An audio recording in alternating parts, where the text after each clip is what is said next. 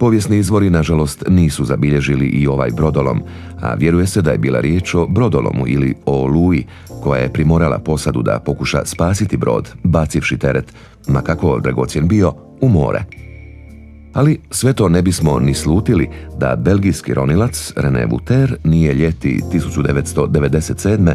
roneći na dubini od 45 metara između otočića Vele Orjule i Košljaka opazio naš kip na dnu mora.